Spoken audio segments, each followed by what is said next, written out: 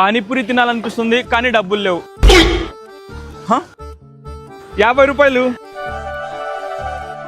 ఇదేంటి చినిగిపోయాయి, ఇప్పుడు ఎలా అబ్బా? ఐడియా. మహేశ్వరి మనం పానీపూరి తినడానికి వెళ్దామా? వెళ్దాం. నా దగ్గర 50 రూపాయలే ఉన్నాయి. నా దగ్గర కూడా 50 రూపాయలు ఉంది. సరే అయితే పద. అన్న 2 ప్లేట్లు పానీపూరి ఇవ్వండి. ఓకే అన్న, ఇస్తున్నా, తీసుకోండి.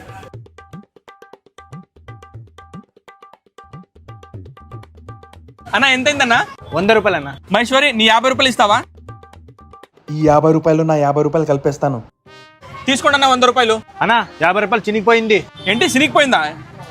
ఏంటి మహేశ్వరి నీ నోట్ చినిగిపోయిందంట, చూసుకోవాలి కదా. అన్న ఈ నోట్ కూడా చినిగి ఉంది.